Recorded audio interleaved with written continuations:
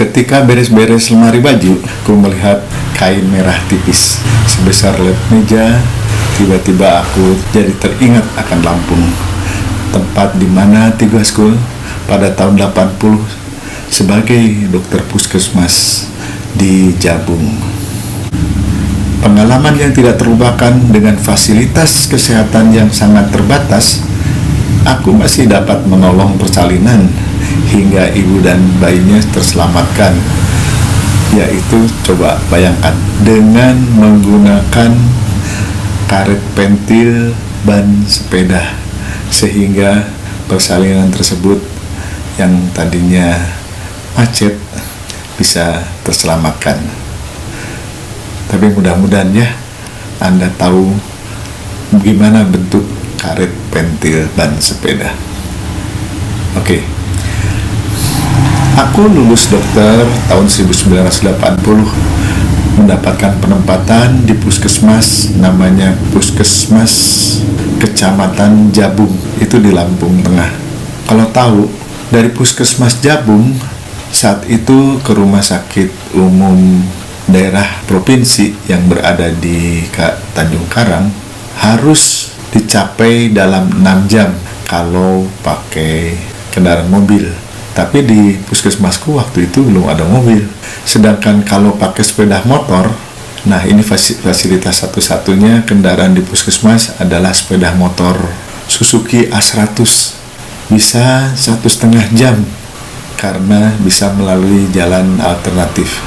Siang itu cuaca Lampung sedang cerah. Aku baru saja pulang dari puskesmas. Jarak dari puskesmas ke rumah hanya 100 meter.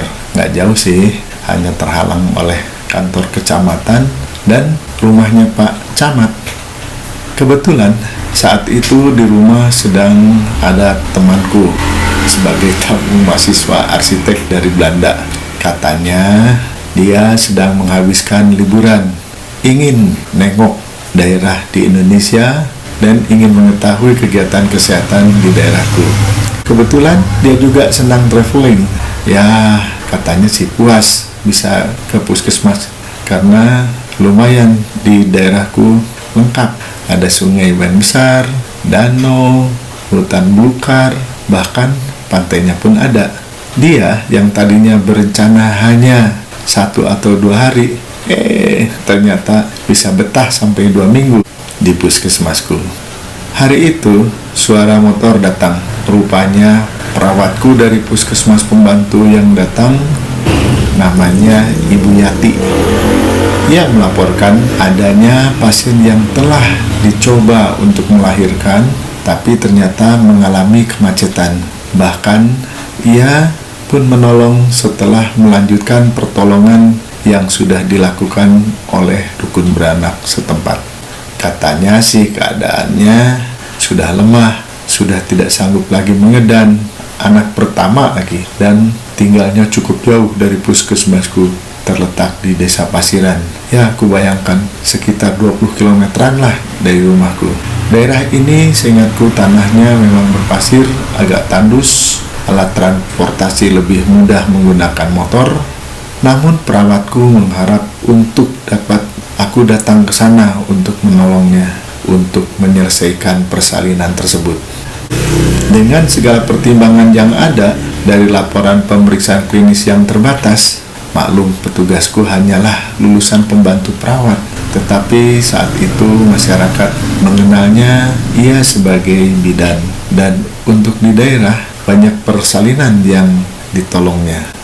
Akhirnya aku setujui untuk pergi ke Desa Pasiran dengan harapan aku bisa mampir ke Pak Yono di Desa Gunung Mekar. Pak Yono sebagai PPL perkebunan biasanya dengan senang hati ia ikut menemani bila aku ajak.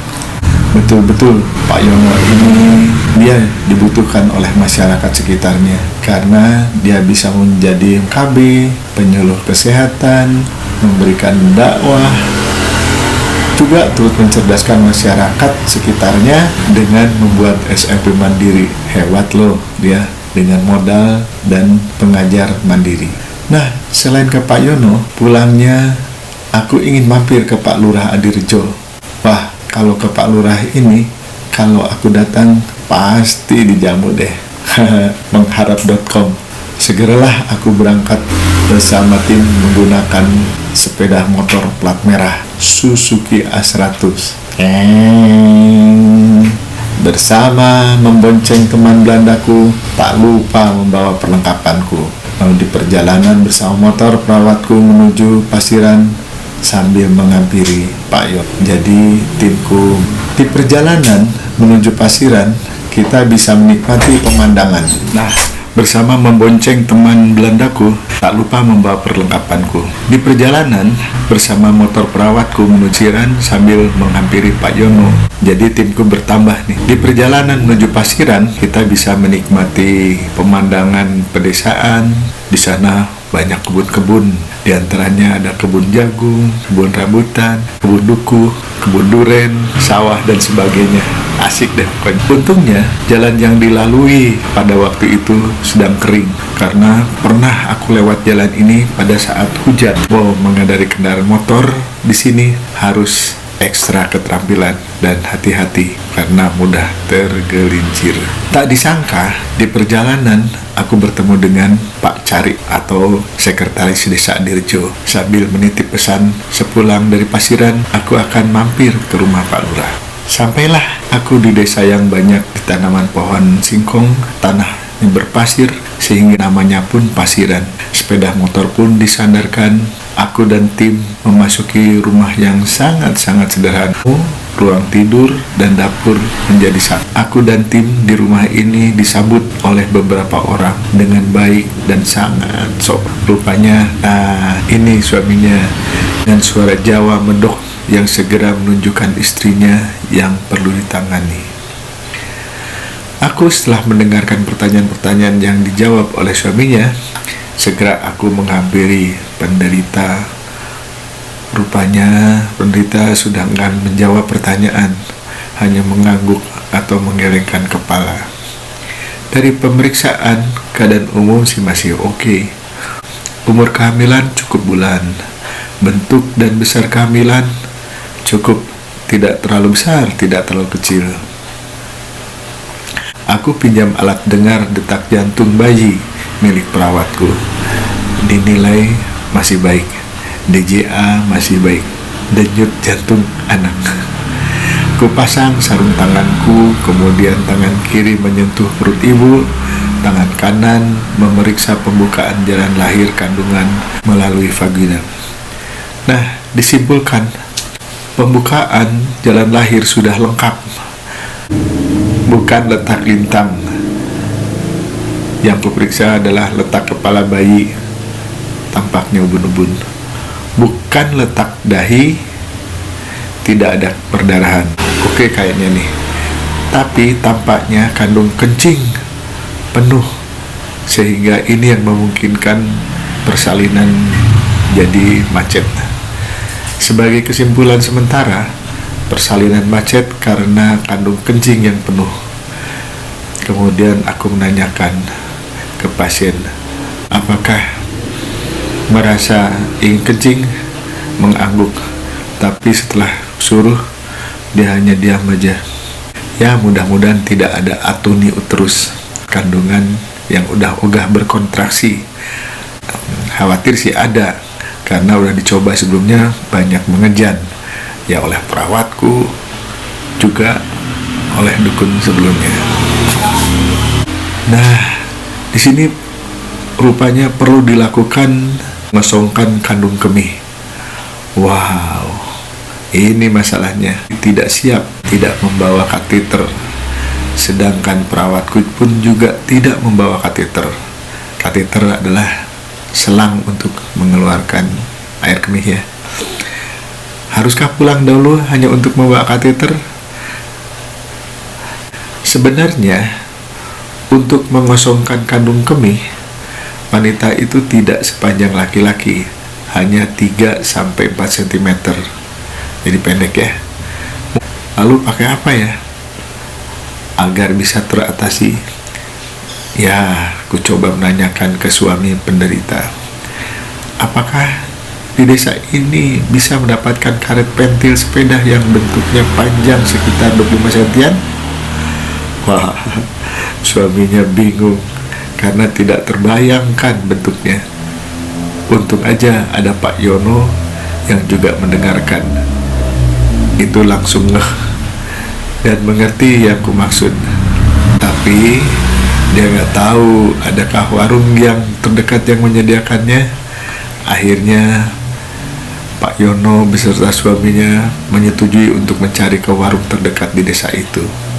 Kenapa karet pentil sepeda? Setahuku di desa ini alat transport penduduk banyak menggunakan sepeda. Paling tidak, mereka menyimpan cadangan karet untuk pentil ban sepeda. Sebelum dipasang ke pentil sepeda, karet ini belum dipotong-potong sebesar ukuran pentil. Jadi masih berbentuk selang. Kalau sekarang sih bentuk selang karet pentil dijual melalui online, berwarna-warna, ada yang merah, ada yang kuning. Kalau dahulu seingat saya hanya berwarna kuning deh. Menunggu lagi berapa jauh ke warung terdekat. Tapi pikirku, sambil menunggu aku minta dimasakkan air panas dan perawatku serta dukun beranak ke dapur untuk memasak air. Sementara teman Belandaku menanyakan apakah bisa tertolong keadaan ibu dan anaknya, kenapa nggak dirujuk saja ke rumah sakit yang lebih lengkap. Ini merupakan pengalaman pertama baginya melihat penderita yang melahirkan. Terbayangkan kalau ia nanti menjadi seorang ibu juga akan menjalani persalinan tentunya. Namun ia juga menenangkan bahwa ia ikut mendoakan pertolongan ini dapat berjalan dengan lancar. Nah, tak diduga karet pentil yang dicari ini ternyata ada. Aku bersyukur mendapatkannya. Ku pegang dan ku amati karet pentil tersebut berwarna kuning seperti selang kecil. Ukurannya memenuhi kurang lebih 20 sentian lah. Dan yang tak disangka aku juga baru tahu, ternyata ujung salah satu dengan suara Jawa medok yang segera menunjukkan istrinya yang perlu ditangani. Aku setelah mendengarkan pertanyaan-pertanyaan yang dijawab oleh suaminya, segera aku menghampiri penderita. Rupanya penderita sudah enggan menjawab pertanyaan, hanya mengangguk atau menggelengkan kepala. Dari pemeriksaan, keadaan umum sih masih oke. Umur kehamilan cukup bulan, bentuk dan besar kehamilan cukup, tidak terlalu besar, tidak terlalu kecil. Aku pinjam alat dengar detak jantung bayi milik perawatku, dinilai masih baik, DJA masih baik, denyut jantung anakku. Pasang sarung tanganku, kemudian tangan kiri menyentuh perut ibu, tangan kanan memeriksa pembukaan jalan lahir kandungan melalui vagina. Nah, disimpulkan pembukaan jalan lahir sudah lengkap, bukan letak lintang. Yang kuperiksa adalah letak kepala bayi, nampaknya ubun-ubun. Bukan letak dahi, tidak ada perdarahan. Oke kayaknya nih. Tapi tampaknya kandung kencing penuh, sehingga ini yang memungkinkan persalinan jadi macet. Sebagai kesimpulan sementara, persalinan macet karena kandung kencing yang penuh. Kemudian aku menanyakan ke pasien, apakah merasa ingin kencing, mengangguk. Tapi setelah suruh, dia hanya diam aja. Ya mudah-mudahan tidak ada atuni uterus, kandungan yang udah ogah berkontraksi. Khawatir sih ada, sebelumnya banyak mengejan, ya oleh perawatku, juga oleh dukun sebelumnya. Nah, di sini rupanya perlu dilakukan mesongkan kandung kemih. Wah, ini masalahnya. Tidak siap, tidak membawa kateter. Sedangkan perawatku pun juga tidak membawa kateter, adalah selang mengeluarkan air kemih ya. Haruskah pulang dahulu hanya untuk membawa kateter? Sebenarnya, untuk mengosongkan kandung kemih, wanita itu tidak sepanjang laki-laki, hanya 3-4 cm. Jadi pendek ya. Lalu pakai apa ya agar bisa teratasi? Ya, aku coba menanyakan ke suami penderita, apakah di desa ini bisa mendapatkan karet pentil sepeda yang bentuknya panjang sekitar 25 sentian? Wah, suaminya bingung karena tidak terbayangkan bentuknya. Untung aja ada Pak Yono yang juga mendengarkan. Itu langsung ngeh dan mengerti yang ku maksud. Tapi gak tahu adakah warung yang terdekat yang menyediakannya. Akhirnya Pak Yono beserta suaminya menyetujui untuk mencari ke warung terdekat di desa itu. Kenapa karet pentil sepeda? Setahuku di desa ini alat transport penduduk banyak menggunakan sepeda. Paling tidak, mereka menyimpan cadangan karet untuk pentil ban sepeda. Sebelum dipasang ke pentil sepeda, karet ini belum dipotong-potong sebesar ukuran pentil. Jadi, masih berbentuk selang. Kalau sekarang sih bentuk selang karet pentil dijual melalui online. Berwarna-warna, ada yang merah, ada yang kuning. Kalau dahulu, seingat saya, hanya berwarna kuning deh. Menunggu lagi berapa jauh ke warung terdekat. Tapi pikirku, sambil menunggu aku minta dimasakkan air panas dan perawatku serta dukun beranak ke dapur memasak. Sementara teman Belandaku menanya apakah bisa tertolong keadaan ibu dan anaknya. Kenapa gak dirujuk saja ke rumah sakit yang lebih lengkap? Ini merupakan pengalaman pertama baginya melihat penderita yang melahirkan. Terbayang nanti menjadi seorang ibu juga akan menjalani persalinan. Namun ia juga menenangkan bahwa ia ikut mendoakan pertolongan ini dapat berjalan dengan lancar. Nah, tak diduga karet pentil yang dicari ini ternyata ada. Aku, bersyukur mendapatkannya. Ku pegang dan ku amati karet pentil tersebut berwarna kuning seperti selang kecil. Ukurannya memenuhi kurang lebih 20 sentian. Dan yang tak disangka, aku juga baru tahu ternyata ujung salah satu selang tersebut tertutup. Wah, aku bayangkan selang karet ini bisa dibentuk seperti kateter asli dengan jalan membuat lubang di samping selang tersebut. Nah, nantinya selang ini dimasukkan ke lubang yang menuju kandung kemih di atas vagina. Coba deh lihat gambar. Ini sebagai edukasi loh. Segera aku pinjam gunting ke perawat untuk melubangi karet pentil sedemikian rupa agar kandung kemih bisa dikosongkan. Walaupun dalam keadaan sangat darurat, tapi coba menghindari infeksi. Diusahakan sesteril mungkin. Karet pentil dicuci dahulu dengan sabun, rendam dahulu di air panas, dan sambil dibilas. Kemudian dibasuh dengan betadin. Setelah siap, kumulai untuk melakukan tindakan memasang kateter. Kateter buatan mendadak dengan selang karet pentil. Kulebarkan lubang persalinan dengan tangan kiri untuk mencari lubang air kemih di atas vagina. Mulai ku coba memasukkan ujung selang karet. Ya ampun, ternyata selang karet pentil sulit untuk dimasukkan ke dalam lubang air kemih. Masalah lagi, selang tidak dapat masuk karena selang karet pentil terlalu lembek, terlalu lemas, tidak dapat tegang. Nah, tampaknya harus ada yang menegangkan selang sebagai mandrin. Ku coba ke perawat minta lidi kecil. Dan di rumahnya ada sapu. Lidi dipotong secukupnya, lebih panjang dari selang.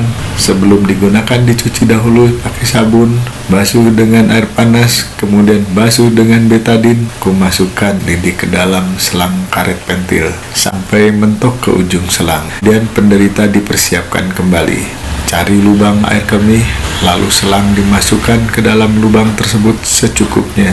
Kemudian lidi yang terletak di dalam selang tersebut kutarik keluar. Ternyata air kemih keluar dengan lancar. Wih, cukup banyak. Hebat juga pasiennya. Pasien bisa menahan kandung kemih yang penuh. Setelah air kemih yang tampaknya bisa mengempiskan kandung kemih, tinggallah penanganan untuk memimpin persalinan. Dengan dibantu oleh perawat dan dukun beranak dalam mengejan. Aku mengarahkan kepala bayi sesuai dengan mengejan setahap demi setahap. Rupanya tampak kemajuan. Kepala bayi semakin bertambah dan lahirnya bayi disusul mengeluarkan tangan dan badan bayi. Akhirnya lengkap badan bayi telah lahir dengan selam yang disusul oleh tangis bayi. Kemudian tinggal menyelesaikan keluarnya plasenta. Hari-hari rasa syukur alhamdulillah. persalinan bisa teratasi. Bayi lahir sebagai anak laki-laki dengan nilai Apgar yang cukup, perdarahan persalinan teratasi, dan keadaan umum si ibu juga cukup baik. Tangis bahagia terpancar dari seorang ibu yang baru saja dengan segala perjuangan untuk melahirkan bayi ke dunia. Dengan melihat dan mendengarkan tangis bayi di atas dadanya yang ditunjukkan oleh perawatku, aku juga bersyukur persalinan telah terselamat. Kemudian aku pamit pulang setelah semuanya selesai, dan aku juga berdoa jangan sampai ada infeksi, walaupun yang diberikan obat-obat antibiotika yang ada. Suami penderita tampaknya berterima kasih banget atas pertolongan persalinan ini. Sampai-sampai bersalaman beberapa kali, mencium tanganku.